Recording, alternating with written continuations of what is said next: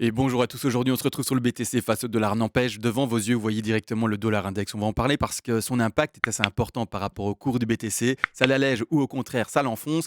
Et vous le savez, l'objectif sur cette chaîne, c'est pour le dollar index d'atteindre ces fameux 118 à 117. Et on voit ça ensemble depuis le 27 avril. D'ailleurs, ici, la vidéo se nommait US dollar Ultra Bull et ça pue pour le BTC, gros crash en prévision. Et c'est bel et bien ce qui s'est passé, gros crash pour le BTC et au contraire le dollar index qui pump et qui pump et qui pump, pardon, à son objectif des 117 à 118. Figure pas très compliquée malgré tout à l'époque. Est-ce qu'on voyait surtout sur Twitter et les analystes disaient on va faire un top, un second top, un triple top et par après, le dollar index va cracher et le BTC va pumper. Qu'est-ce qui s'est passé? Pas du tout le cas. C'est bel et bien le dollar index qui est monté, d'accord. Et le BTC, vous avez l'expression, hein, on a été rechercher les 17 500 dollars pour ce dernier. Donc, pour le moment, tout est magnifique et on va s'attarder là-dessus parce qu'on va également y intégrer un décompte Elliott Wave, voir jusqu'où on pourrait monter théoriquement par rapport au décompte Elliott Wave, par rapport également au chart classique, c'est-à-dire par rapport à ce fameux W. Et finalement, quand est-ce qu'il va lâcher du lest sur le BTC? Quand est-ce que le BTC va pouvoir réellement s'envoler? Grossièrement, vous le voyez, on a déjà fait la majeure partie du chemin. On n'y est plus très loin finalement de ce pas j'allais dire top, mais de cet objectif théorique. Et pour travailler cet objectif théorique, premièrement, avant les Elliott Wave, directement, on va replacer ça. Pour trouver cette ligne qui met ceci pour les tout néophytes, on prend le W. Alors le W, c'est quoi? C'est quand on a une zone de résistance, d'accord? Là en haut, d'accord? Ensuite, on a deux plus bas, mais le second plus bas est plus élevé, d'accord, que le précédent. Donc ça, c'est le premier plus bas, ça c'est le second, et il faut que le second soit plus élevé que le précédent. Là, c'est un W. Si celui-ci avait été plus bas, d'accord, et donc que ça faisait plus bas, toujours plus bas, ce n'est pas un W. Ne l'interprétez pas comme un W. Et en plus de ça, après, vous pouvez regarder tout simplement les divergences qui sont aussi possibles, etc., sur le récit pour vous y appuyer. Malgré tout, stop. Est-ce que tu as été voir ma chaîne secondaire? Allez, va voir, va voir, va voir. Comment ça fonctionne? On prend en fait la profondeur ici, d'accord, vous voyez ici, de ce creux le moins bas, donc le plus petit des creux. On reporte ensuite cette hauteur-là à l'endroit de cassure et on obtient l'objectif qui se situe aux alentours des 117,920, ici 118 pour arrondir, d'accord. Maintenant, n'empêche, vous voyez que mon petit rectangle rouge est un peu plus élevé et lui, il est plus précisément à 118, c'est ça, à 118. On va regarder pourquoi. Parce que moi, j'ai un sous-décompte. Alors, je vais mettre cet objectif-là, je le retire, d'accord? On a compris, la W, c'était pas très compliqué, hein, c'était ça, ça, ça, boum, objectif montré par la profondeur de ça. Voilà, ça, ça, ça, ça. C'est très simple à exprimer. Donc, mmh, vous savez ce que je vais faire? Je vais la mettre juste en retrait de cette manière-là. Voilà, voilà, on la voit moins, mais elle est toujours là. Malgré tout, maintenant, l'objectif, c'est de travailler les vagues. Alors, les vagues, rien de compliqué, on les met également de manière visible, boum, comme ça. On a notre première 1, notre 2, notre 3, notre 4, et on est en train de faire notre dernière 5. C'est-à-dire, on va regarder ça par rapport au Fibonacci, comment ça s'est construit, etc. Rappelez-vous, le Fibo, je me mets sur le côté pour que vous puissiez voir, en logarithmique. D'accord? En logarithmique, c'est toujours le mieux. On prend notre Fibonacci, premièrement, de retracement. Alors, visuellement, ça se voit, la 2, elle est forte, on rappelle. Les deux qui sont statistiquement fortes vont chercher au-delà des 61,8% de Fibonacci. D'accord? C'est-à-dire qu'on regarde bien, on a bel et bien transpercé les 61,8% de Fibonacci pour atteindre même les 90 plus, donc une 2 forte, point barre. Ensuite, l'objectif ici de la 3, je les rappelle tous, 161,8, 261,8, 423,6 et par après, on a plus rarement les 261,8 et également les 361,8% de Fibonacci. Maintenant, du coup, quand on prend notre Fibonacci, on l'étend. Donc, on met le premier clic, le second clic et on le met en bas de 2 et on va regarder ce qu'on va chercher pour le top de 3. Le top de 3 va chercher l'objectif maximal qui sont ici les 423,6. Nickel, parfait, magnifique, vraiment une expression parfaite ici est bien de notre petit, pas BTC, mais en tout cas dollar index. Maintenant, il faut travailler la 4. Alors la 4, il y a une relation avec la 2. Quand la 2 est forte, normalement, ceux qui me suivent, vous êtes au courant de ce petit truc mémotechnique. Quand la 2 est forte, la 4 sera plutôt faible. Quand la 2 est faible, la 4 sera plutôt forte. Et quand la 2 elle est régulière, c'est-à-dire normale, eh bien la 4 sera plutôt normale. Ici, comme la 2 a été forte, du coup, ceux qui connaissent les chiffres et qui ont le PDF, vous le savez. L'objectif faible d'une 4, ce sont les 23,6. On va mettre notre Fibonacci d'extension, de retracement, pardon, top de 3 et on l'étend, hop, jusque là-bas en bas, jusqu'au bas de 2. Les 23,6 sont ici, la zone rouge. On n'a malheureusement pas touché ces 23,6, mais c'est bel et bien la zone qu'on a été chercher. Donc là, on est plutôt bon pour la 4 avec un retracement très faible de ce dernier. Donc magnifique pour l'illustration de la 4. Avant de commencer d'ailleurs l'objectif et de continuer l'objectif de 5 pour vous montrer jusqu'où ça peut monter, comment ça peut monter, etc. Parce que ça peut peut-être exploser plus haut. Juste juste un petit mot par rapport aux donations sur la chaîne. Si vous voulez aider la chaîne, si vous voulez également performer vos connaissances par rapport aux Zélotués, vos décomptes, etc., pouvoir faire vos propres plans de trading, etc., il y a un PDF TIC qui vient d'apparaître. Ce PDF est écrit de manière concise. Vous n'aurez pas un bottin téléphonique en 800 pages. Non, l'objectif, c'est de pouvoir tout apprendre rapidement, efficacement. Donc, chaque phrase va droit au but avec les extensions, les retracements, les figures, les ending, leading, les WXY. Tout y est expliqué pour que vous-même, par après, puissiez également analyser le cours de votre choix, que ce soit BTC, XRP, ETH, le Forex, comme ici, le dollar index, n'importe quoi. Vous pourrez également le faire par vous-même. Et je précise, aux paliers les plus élevés, parce que ça fonctionne par palier. Les paliers les plus bas, c'est le PDF. Et les paliers les plus élevés, vous aurez bien entendu le PDF possible. En plus, une analyse privée, c'est-à-dire une analyse à la demande sur l'actif spéculatif de votre choix, crypto-monnaie, bourse traditionnelle, forex, et je le ferai en vidéo pour vous avec un plan d'investissement et un plan de trading. Bon, tout est dit, merci encore au donateur, bien entendu. Maintenant, du coup, les projections pour notre dernière 5. Rien de compliqué, on va à la racine, d'accord. On va en top de 1 dans cette conjoncture-ci, où on a une 3 qui est plus grande que les 168, etc., etc., etc. Et à ce moment-là, on va en bas de 4. Et les objectifs, regardez bien, sont les suivants. Je les énumère. 100%.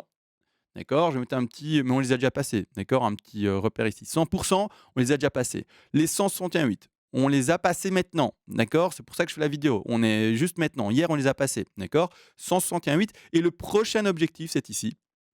Eh bien, ce sont les 118. 118, allez, par rapport à l'objectif de la W, allez, c'est vrai que je vais un peu, voilà.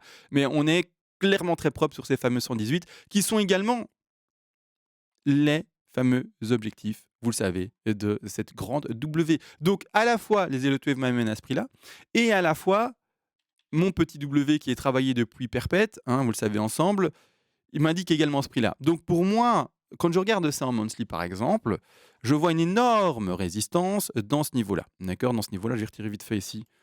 J'y arriverai pas. J'y arriverai pas. Dites-moi que j'y arrive, s'il vous plaît. J'y arriverai pas pour ce dernier-là. Mais je vois une énorme résistance ici. Et c'est quoi? Bah, c'est le dernier top précédent. D'accord. Historiquement, pour le moment, hein, vis-à-vis de ce qu'on peut lire et étudier sur ce graphique-ci, le dollar index ne fait que toujours des plus bas qui sont toujours plus bas et des plus hauts qui sont toujours plus bas. D'accord. Alors, pas compliqué à identifier. Pour le moment, il n'y a pas beaucoup de plus haut, mais il y a ce plus haut-ci, chut, ce plus haut-ci. Chut. Pour le moment, ce plus haut, mais qui est en train de se construire. Donc, on ne peut pas le déterminer s'il est plus haut ou pas. Ensuite, par contre, les plus bas, là, c'est pas compliqué. Hop, hop, toujours plus bas. Donc, pour le moment, en fait, on est dans un canal qui est baissier sur le dollar index. D'accord. Clairement. Maintenant, la question, ça va être, est-ce qu'effectivement, eh bien, le dollar index va bel et bien freiner sur cette résistance-là qui est indiquée à la fois par les W, à la fois par les Zélotués, à la fois par également, eh bien, le dernier top. Ça, c'est la grande question. Dernier top ici. Est-ce qu'on va y arriver? Maintenant, si ça le break, attention quand même. D'accord. Bon, bah, logiquement, la prochaine résistance, c'est là en haut. Alors là, ce serait dingue, hein, de retourner vraiment à une puissance du dollar au niveau des années 85. J'y crois pas un instant. Mais si on doit juste s'arrêter de manière visuelle simple, la prochaine résistance, c'est quoi? Bah, c'est bel et bien là-bas en haut. Si on break ça, hein, d'accord? Si on break ce niveau-là, bah, la prochaine résistance, c'est bel et bien là-bas en haut. Maintenant, clairement, j'ai du mal avec ce scénario. Retourner un dollar index à 164, je ne sais pas si vous y croyez, mais en gros, le contexte que pour ma part, je vais plutôt défendre, c'est premièrement un gros frein à 118, puis par après, normalement, une correction du dollar index. Alors jusqu'à quel niveau, etc. Là, je ne vais pas en parler maintenant. On attend premièrement ceci, d'accord. Après, on parlera de ça, de la chute quand eh bien, elle va s'amorcer, etc. Mais pour le moment, on est dans la hausse. Donc on s'attarde surtout sur la hausse, pardon. Et j'arrive pas à retirer. Oh, j'ai réussi. Non, j'ai pas réussi, c'est pas grave. C'est pas grave, tant pis. J'arrive pas à retirer la petite flèche. Mais surtout, en fait, je m'attends plutôt, si on devait réussir à casser ça, ce niveau-là, eh bien peut-être à un léger pump encore, mais pas atteindre ces niveaux-là, d'accord? Non. Peut-être d'autres niveaux, d'accord, mais j'en vois même pas. Allez, d'autres niveaux, peut-être celui-ci. Là, vous voyez où il y a un peu de fluctuation de prix. Ce niveau-ci, donc c'est-à-dire vers les 130, 120. Mais voilà, plus haut là, retourner au niveau des années 85, non, ouais, là, enfin, après, pourquoi pas? Pourquoi pas, hein? Qui sait? Mais moi, personnellement, c'est un scénario que je n'envisage pas. Maintenant, du coup, c'est-à-dire qu'il faut comprendre une chose, c'est que le dollar index, d'ici peu de temps, va normalement, d'accord, d'ici peu de temps, j'ose espérer, continue en fait ton mouvement parabolique et va rapidement dans les valeurs hautes et on sera très content. Mais c'est-à-dire que normalement, une fois que le dollar index aura trouvé son top, maintenant, on ne sait pas où est-ce qu'il sera. Peut-être qu'il sera bel et bien là. peut-être qu'il sera un peu plus haut, d'accord, au 120, 130 comme je disais, peut-être qu'il sera à 140, qu'est-ce que j'en sais? Mais normalement, à un moment, il va délester la puissance baissière qu'il lâche actuellement sur le BTC. Donc, au moment où il va se décider de descendre, là, on pourra se dire: «Ça y est, OK, cool, enfin, il a changé sa tendance et la tendance, c'est bel et bien ça». Vous voyez ce mouvement qui est plutôt parabolique, plutôt très propre, beaucoup de bougies vertes, et cetera. Pas de changement vraiment, de correction, et cetera sur ce niveau-là. Une fois que vous verrez, et alors ça se travaille en moins, hein, mais une vraie cassure, un vrai stop de tendance haussier ici et que vous verrez vraiment des petites bougies rouges là, tac, tac, tac, en moins, et cetera. OK, on pourra dire le top a de fortes chances d'avoir été trouvé. On peut enfin se dire, ça y est, le bottom sur le BTC est appuyé en plus par un top potentiel sur le fameux dollar index. Pour le moment, c'est pas le cas. Pour le moment, on laisse encore le dollar index pumper et jusqu'au moins normalement à ce prix des 118, 117, d'accord? Maintenant, on va vite aller sur le BTC, voir ce qui se passe, et cetera. On va bien entendu sur les Elliott Wave. Vous le savez, sur le BTC, je suis bull. Hier, j'ai fait une vidéo dans le cas où, même si je suis bull, même si je vois le BTC monter, même si, on écrasait malheureusement le support parce qu'on fait du trading. Heureusement qu'on a un stop loss, et cetera pour, soutenir notre risque management. Mais autrement, on ne sait pas. Dans ce cas-là, pour le moment, on part dans l'hypothèse qu'on ferait, et voire même si l'hypothèse la plus avancée pour moi, un triangle. Le triangle, il est là. A, B, C, D, E. C'est une figure ultra, je veux commencer le mot qui commence par un ch et qui finit par en, mais je ne peux pas, d'accord, je suis quelqu'un de poli.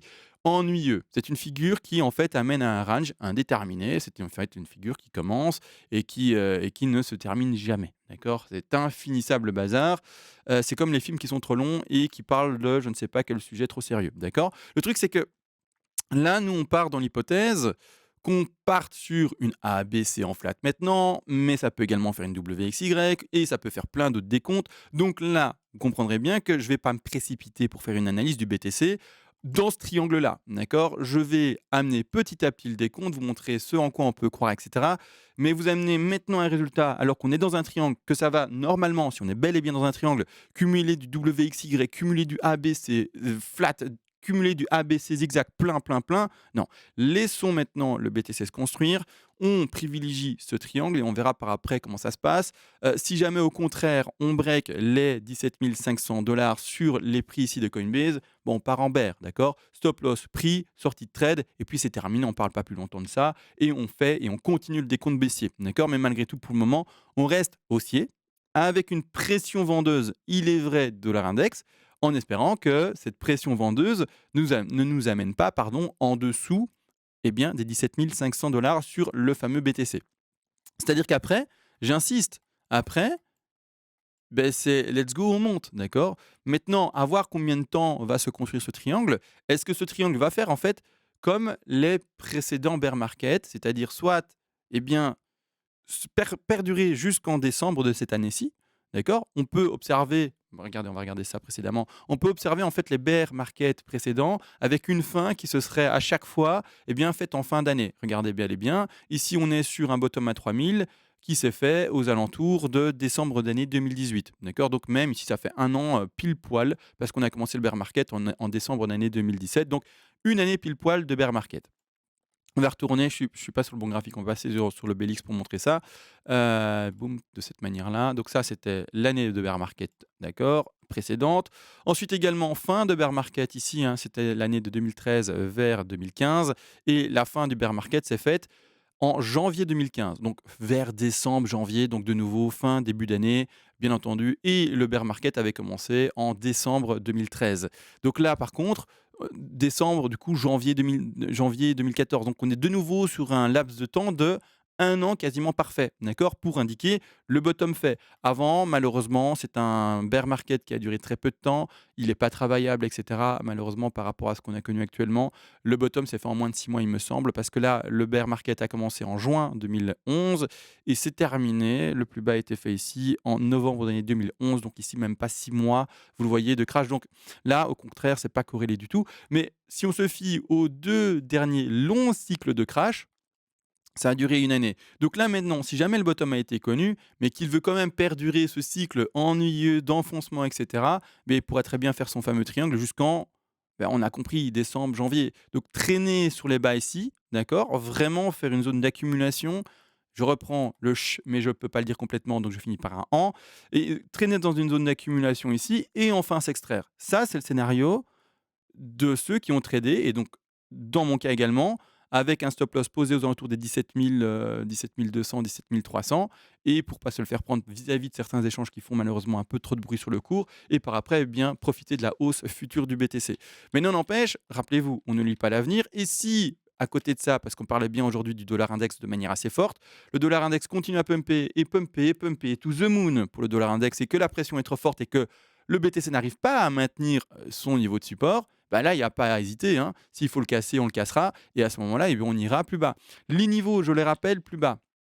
On les a vus dans la vidéo précédente, mais les niveaux sont, on va les remettre en monthly ici, ça sera plus clair pour les indiquer, mais les prochains niveaux, tic et tic, voilà, c'est mieux ici. Les prochains niveaux de forte résistance précédente et donc de nouveaux supports, ça sera ici les 14 000. Donc si on break les 17 500, go 14 000, d'accord? Si on break les 14 000, copier-coller, d'accord? Je recommence avec ça, ici, go par après les 10 000. Si on break les 10 000, copier-coller, là c'est pas compliqué, hein, vous me direz, et bien là on va au contraire aux alentours des 6 000, d'accord? Gros niveau de support ici, support ici par rapport aux bougies, donc c'est tout à fait possible. Si le dollar index montre encore plus pump, dépasse le 118, montre en intensité folle, let's go, on va plus bas.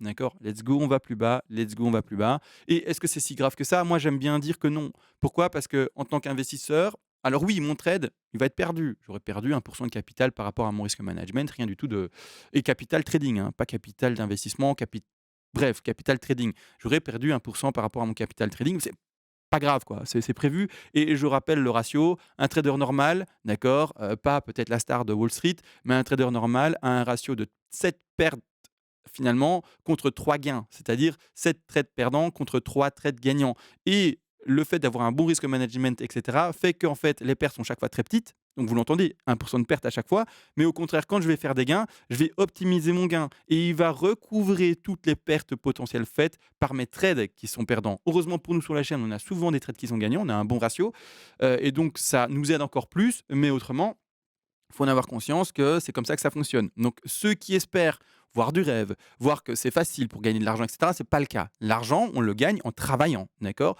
En fournissant réellement un effort. Ceux qui arrivent dans le trading en se disant: «Bah, c'est comme le loto» et d'ailleurs, c'est même pas comme le loto parce que le loto, c'est compliqué en fait pour gagner. Vous vous rendez compte que vous avez une chance sur des millions pour gagner au loto? Et peut-être des dizaines de millions et peut-être des centaines de millions. Parce que là, j'ai pas le chiffre en tête, mais ceux qui ont la ref et qui savent combien de chances on a, par rapport à, par exemple, l'euro million, pour donner, quelque chose qui parle à tout le monde vu que c'est en Europe, dites-moi en fait dans les commentaires ceux qui savent, hein, directement, qui n'ont pas besoin de faire de recherche, c'est énorme en fait, c'est énorme. Donc en fait, même gagner à l'euro million ou au loto, de n'importe, c'est compliqué. Donc ne vous dites pas: «Je vais commencer le trading et ça sera simple». C'est pas le cas. Rien n'est simple. Même gagner au loto, c'est pas simple. Si je te demande demain de gagner au loto, tu ne sauras pas le faire. Tu sauras pas le faire. D'accord? Maintenant, quand tu gagnes, c'est simple parce que tu as rien fait. Tu as à part, mis une petite croix ou quoi, sur des chiffres, OK. Mais autrement, en fait, c'est ultra compliqué en vrai, d'accord? La difficulté, c'est d'être le gagnant parmi les millions et millions, d'accord? Donc c'est la même chose pour le trading, c'est la même chose pour l'investissement et cetera et c'est-à-dire que si ça devait chuter, pour le trading, pas grave, risque management et cetera, on perd 1 de son capital, en tout cas moi c'est l'exposition que je prends, vous pouvez perdre 2-3, c'est vous qui voyez, hein, c'est vous qui définissez cette valeur-là. Mais si on descend plus bas, on continue pour les investisseurs à acheter par palier de temps et en fait, comme toujours, je le sais, je le répète et répète et répète, mais je prends mon enclume, je tape sur le clou parce que je veux que ce clou, on le voit même plus tellement il est rentré, d'accord? Je veux qu'en fait, ce que je vous apprends par rapport à l'investissement soit quelque chose de logique maintenant pour vous. C'est-à-dire que on continue d'acheter un peu toutes les semaines, pendant une période de temps, 6 mois, 1 an et demi par rapport à la période maintenant, d'accord? Et de cette manière-là, si le bottom est connu et que ça pump par après comme ça, eh bien vous achèterez un peu toutes les semaines, le bottom connu. Mais si le bottom n'est pas connu, d'accord? Et qu'en fait le bottom c'est celui-là, voire même c'est celui-là, eh bien vous achèterez encore un peu toutes les semaines et vous achèterez également le futur bottom. Donc faites ça, d'accord? Je sais que pas mal de personnes n'ont pas cette patience d'attendre et se disent: «Je vais pas attendre, d'acheter, le prix maintenant il est intéressant, si j'achète pas maintenant, à 100 et qu'il pump demain, je vais acheter du BTC à 29 000 $.» C'est pas la bonne réflexion les gars. C'est pas la bonne réflexion les gars, d'accord? Ne faites pas cette erreur-là. Prenez juste l'habitude de vous dire: «Je vais avoir un prix moyen d'achat classique propre» et c'est tout, d'accord? Ne soyez pas trop avare, gourmand, ne soyez pas trop enfin, vous avez compris, ne soyez pas trop dans l'attente d'un miracle.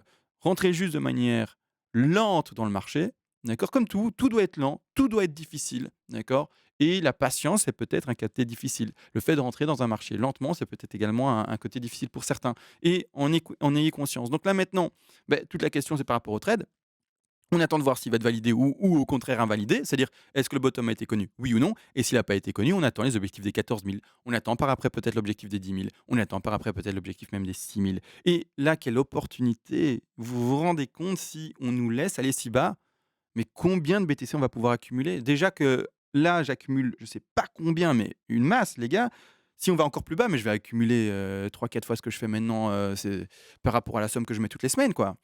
Hein, si on descend à 10 000, ça ferait 2 fois le facteur et si on descend à 6 000, c'est 4 fois le facteur de maintenant par rapport à pouah, ça c'est le cadeau, quoi. Si on va là-bas en bas, c'est le cadeau.